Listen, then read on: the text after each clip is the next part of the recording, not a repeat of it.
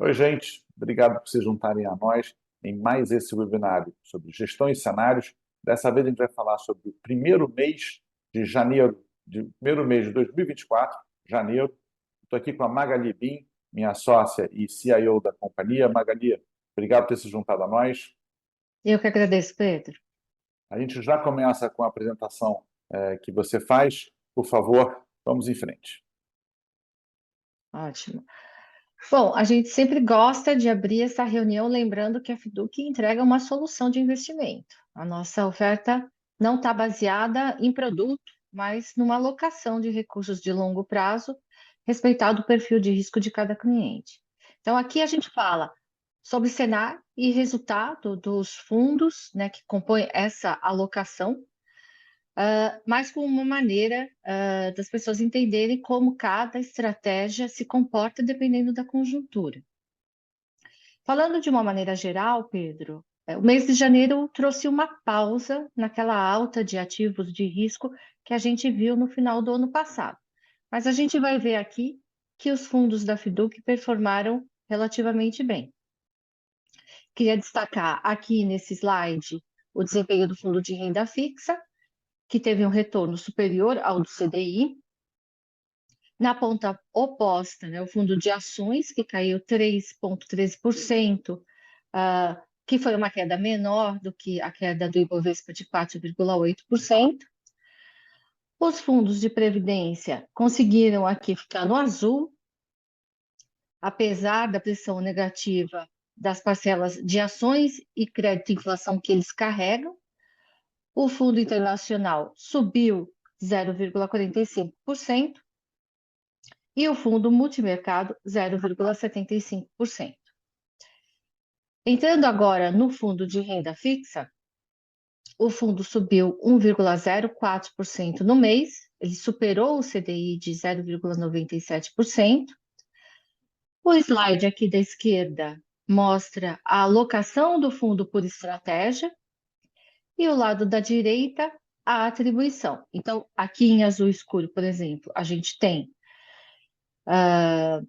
o retorno da classe de ativo.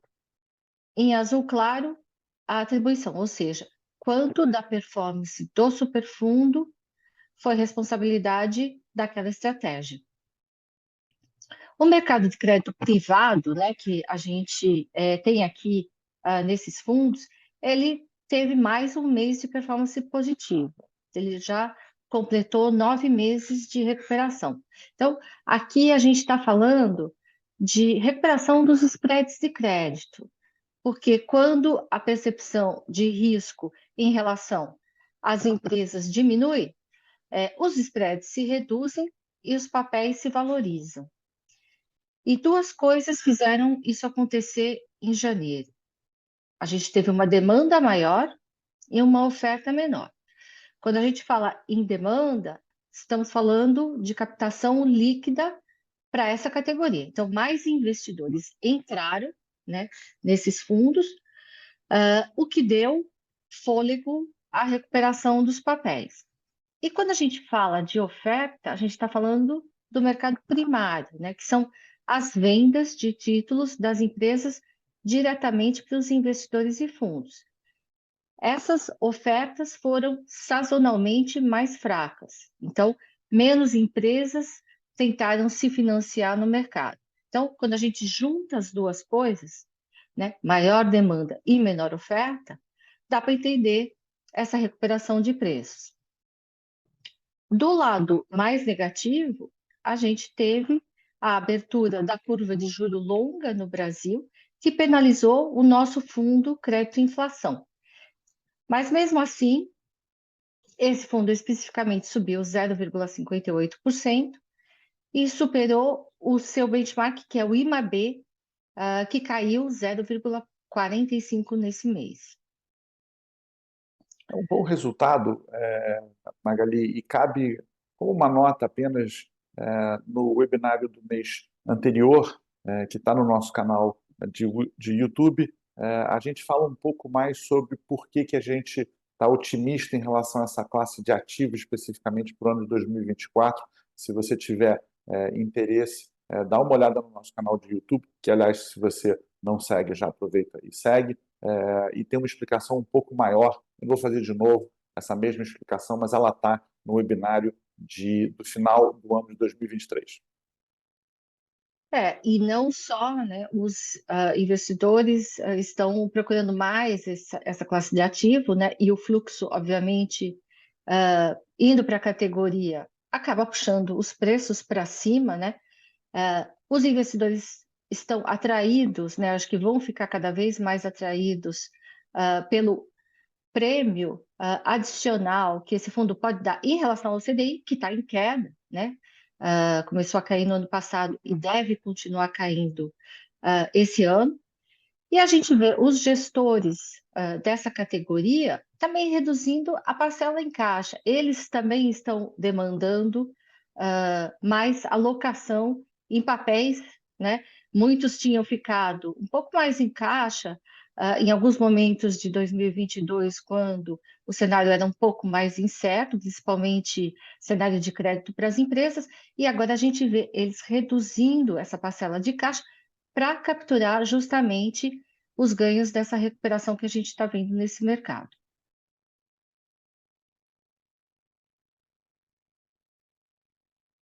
Indo agora para o fundo multimercado, o fundo subiu 0,75%.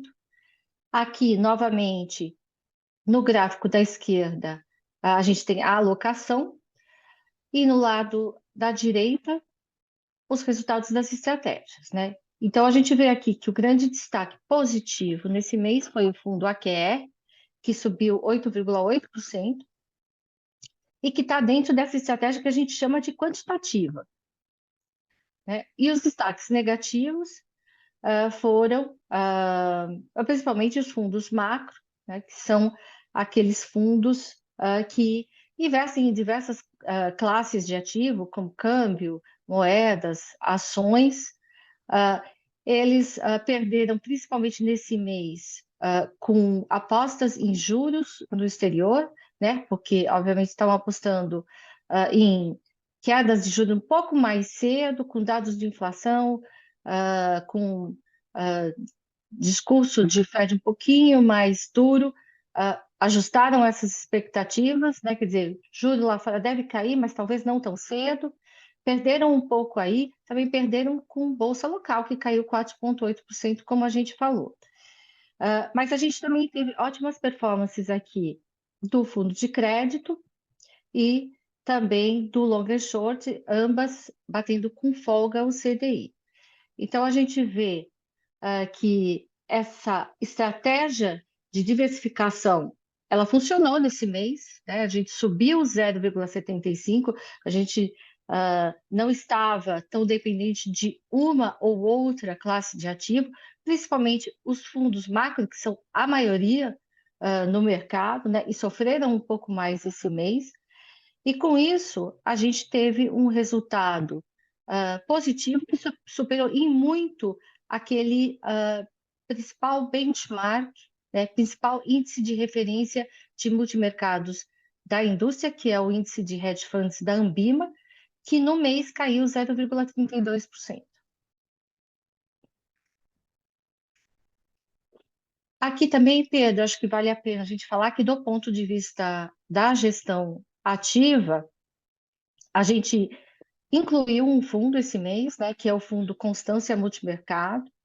A Constância é uma gestora que está há mais de 20 anos no mercado, né? Esse fundo, ele tem 6 anos de existência, é uma gestão que faz bastante uso de ciência de dados, também usam análise fundamentalista, é um fundo bem consistente, adere bem ao mandato de volatilidade que a gente quer, e está bem descorrelacionado dos outros fundos da carteira. Tá? Então, a gente acha que vai ser uma ótima adição. Importante reforçar que esse comentário da Magali se refere especificamente à gestão ativa, né?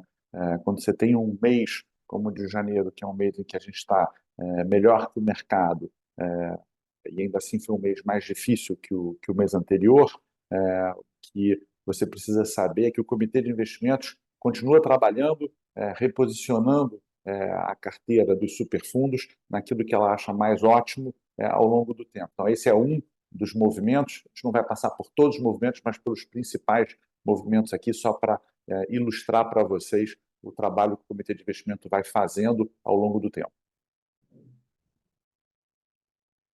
Entrando agora no fundo de ações, a Bolsa, esse mês de janeiro, foi na contramão, né, do S&P e do Nasdaq, que subiram um pouco lá fora. Ela caiu 4,8%. A gente aqui, como bolsa, teve uma correlação maior com as bolsas asiáticas, né? Por exemplo, Hong Kong, Seul, Xangai, que foram bolsas que também recuaram mais forte esse mês. Lá fora, essas bolsas asiáticas principalmente refletiram um ambiente mais desafiador na economia chinesa. A gente até teve a falência da incorporadora Evergrande nesse mês, que também acho que afetou o humor dos investidores em relação a ações asiáticas. E aqui, até em função do que aconteceu lá na China, as empresas ligadas ao setor de commodities, né, como Vale, as siderúrgicas, papel e celulose, elas também foram particularmente penalizadas. Tá? Então, a gente teve esse setor que é representativo na Bolsa performando mal. De um outro lado, aquela alta da curva de juros do mercado americano que a gente mencionou, também pesou sobre setores ligados à economia doméstica, né? Como consumo, construção civil, educação. Então, a gente nota aqui, né, que esses catalisadores, vamos dizer, vieram do mercado internacional, né? E pesaram aqui sobre a Bolsa Brasileira, assim, mostrando mais uma vez, né, que o cenário externo tem realmente sido o fator principal ditando o rumo da Bolsa Brasileira, né? A gente tem visto isso aí ao longo de quase todo o ano de 2022, né? Acho que com exceção talvez ali mais do início, onde pesou mais a questão fiscal aqui no Brasil. Mas depois disso, a Bolsa Brasileira vem desempenhando muito em linha, né, com as tendências que estão acontecendo lá fora. O fluxo de capital estrangeiro para a B3, dessa vez foi negativo, né, após, né, um 2023 com muita entrada de recurso estrangeiro na Bolsa. E isso também, obviamente, também já é um resultado da subida de juros lá fora. Então, com esse cenário,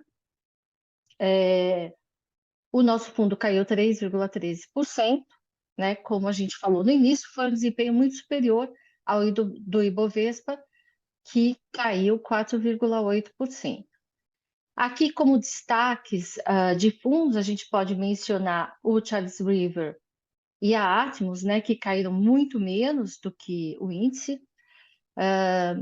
E a gente pode também comentar, Pedro, que 6 dos fundos que a gente tem na carteira foram melhores do que o Ibovespa, né? Então, eu acho que isso é importante porque ir um pouco melhor nos momentos difíceis, a gente sabe que constrói resultado no longo prazo. Perfeito. Sobretudo nesse caso específico, o benchmark é muito claro, né? O benchmark é o Ibovespa. Nós já tivemos um ano de 23, o ano passado, com resultado acima do benchmark do Ibovespa, e iniciamos com o pé direito, continuando essa atuada na boa direção. Só mais um comentário aqui, em relação à gestão ativa. Aqui também a gente adicionou um fundo novo, dessa vez o Constância Fundamento, que tem mais de 15 anos como fundo aberto, com um excelente histórico de retorno. Ele trabalha com uma carteira multifatorial, construída de forma sistemática. Quando a gente fala sistemática, a gente está falando que ele usa muito modelos quantitativos para fazer a seleção de ações. Outros elementos fundamentalistas são incorporados, né, mais qualitativos, como risco de governança, risco regulatório, riscos e oportunidades de natureza idiosincrática, também são incorporados nessa análise. É um fundo que usa derivativos também, com o objetivo de buscar proteção, e por isso ele acaba tendo uma volatilidade, né? Ele roda com um risco menor do que os outros fundos que a gente tem na carteira. Então, acho que é um fundo muito complementar para a nossa estratégia, que vai trazer um pouco mais, talvez, de defesa para a nossa carteira, que é super importante.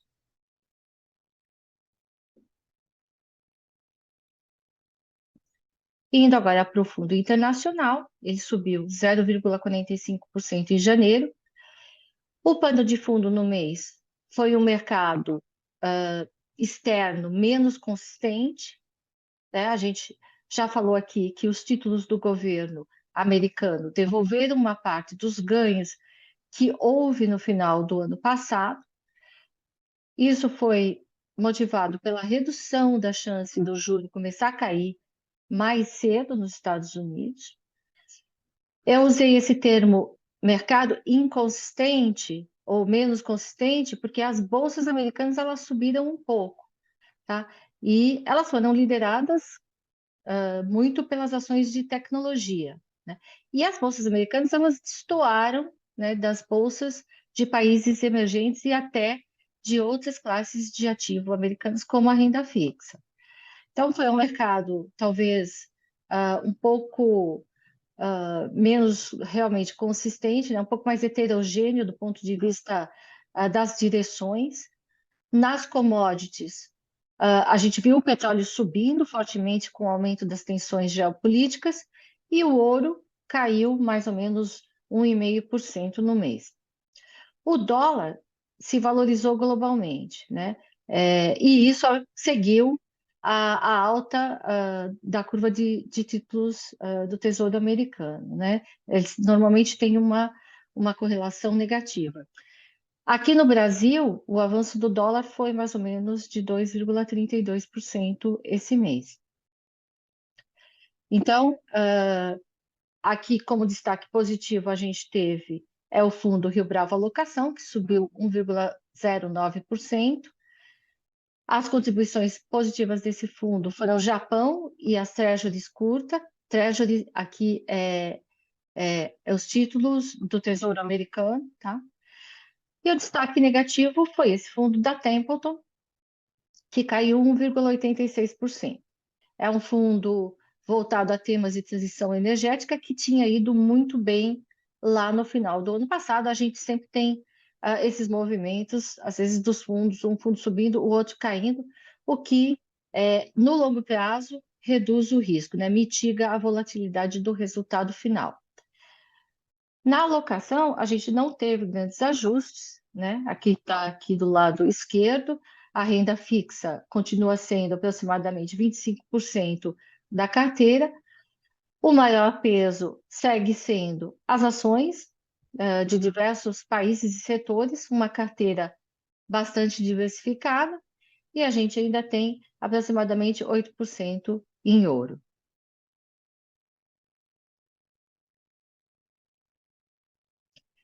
Indo agora para a Previdência Conservador, o fundo subiu 0,22% no mês. Diferente do mês passado, as estratégias de menor risco performaram melhor, como a gente pode ver aqui nesse gráfico da direita, né? O principal detrator de resultado foi a parcela em ações, porém com desempenho muito superior ao Ibovespa, porque aqui a gente tem apostas também na Bolsa Americana. Lembra que eu tinha falado que a Bolsa Americana subiu um pouquinho esse mês. Então, a gente teve esse resultado aqui que foi muito superior à queda do Ibovespa de 4,8%. As estratégias de inflação e multimercado, elas também ficaram do lado mais fraco esse mês, mas ambas com resultado melhores do que os índices de referência de mercado. Então, como já falamos aqui, né, o IMAB, que é a referência para os fundos de inflação, caiu 0,45%. E se a gente comparar o desempenho do nosso multimercado com os pares da indústria, né, através da comparação com o índice de hedge funds da Ambima, a gente também tem um desempenho muito melhor, porque aquele fundo caiu 0,32%. a renda fixa aqui batendo o CDI de 0,97. Aqui também, Pedro, a gente teve novidades na gestão ativa do comitê. Nós agregamos aquele fundo de ação que a gente falou, que é o fundo Constância Fundamento. Já falei sobre esse fundo lá quando falamos do Fiduc Ações, mas aqui também a gente agregou um outro fundo que eu gostaria de falar um pouco, que é o fundo que se chama Juro 11. Na verdade, ele é um fundo listado, ele é um fundo que é gerido pela gestora Sparta, que é muito tradicional em renda fixa. Ele é um fundo com foco em debênture de infraestrutura, ele tem uma liquidez muito grande e é um fundo que está ligado a desempenho da inflação, né? E essa adição está em linha com o nosso objetivo de aumentar a nossa exposição ao tema de inflação na carteira, tá? Então, porque inflação normalmente tem desempenhado muito bem no Brasil. Se a gente olhar os últimos 10 anos, os ativos de inflação foram os de melhor desempenho no Brasil.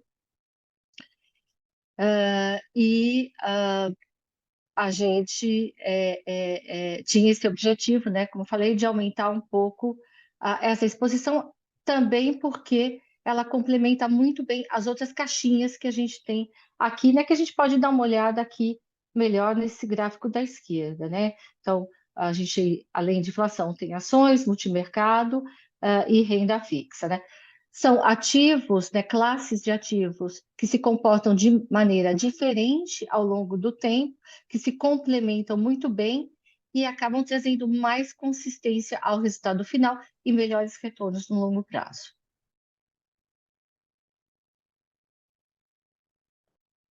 Passando agora para o fundo Previdência Balanceado.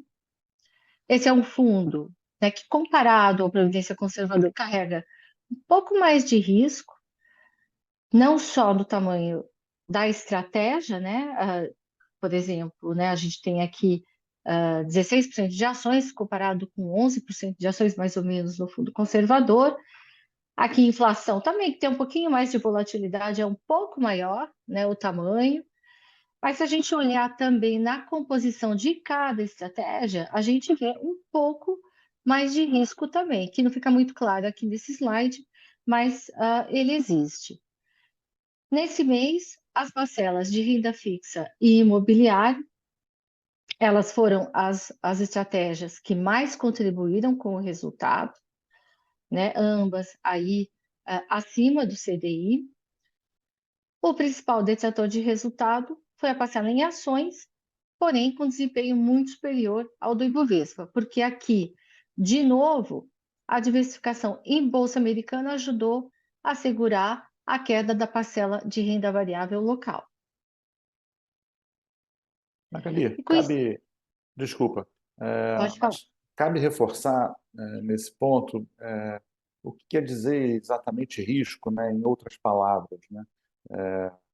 Risco é volatilidade, nessa expressão que a gente está usando aqui. Risco é o quanto o fundo pode subir e descer na sua rentabilidade ao longo do tempo. E ao longo do tempo, ou seja, no longo prazo, um fundo que tem uma volatilidade maior tende a, tende a ter melhor resultado final do que um fundo que tem volatilidade menor. E por que isso acontece? Porque os gestores, tanto os gestores especialistas quanto o comitê de investimento, eles usam essa volatilidade para comprar R$ 1 por 50 centavos. Tá? E eles precisam de volatilidade para poder fazer isso. Você pega um fundo de renda fixa indexado ao CDI, ele não tem como ganhar muito dinheiro, ele tem como acompanhar o CDI ou ficar um pouco abaixo dele com seus custos, obviamente, já computados. Quando você pensa num fundo balanceado contra um conservador somente, a primeira coisa que vem à cabeça de um cliente nosso é: eu não gosto de volatilidade. Mas você tem que se lembrar que esse é um fundo de previdência, ou seja, esse é um fundo voltado para o longo prazo. Você não deveria estudar no longo prazo o resultado de um fundo baseado no mês a mês. No longo prazo, um fundo de previdência balanceado tende a dar melhor resultado do que um fundo de previdência conservador. E fundo de previdência é voltado para o longo prazo. Então, por que existe um fundo de previdência conservador? Porque um cliente nosso pode estar com 80 anos de idade e aí ele não tem longo prazo. A sua expectativa de vida é muito menor do que a de um cliente bem mais jovem. Então, se você for jovem e você tem um fundo de previdência, você deveria conversar com o seu planejador financeiro e deveria estudar um pouco mais a sua capacidade de entender volatilidade no curto prazo e, muito provavelmente, se encaminhar para um projeto de longo prazo que tivesse volatilidade dentro dele, que tenha volatilidade dentro dele, para que o gestor consiga te entregar mais dinheiro no longo prazo. Tá? Desculpa essa parte um pouco maior, mas só para reforçar esse ponto. Então, perfeito, Pedro. E acho que com esse slide a gente termina esse resumo do mês. Vou descompartilhar a tela aqui.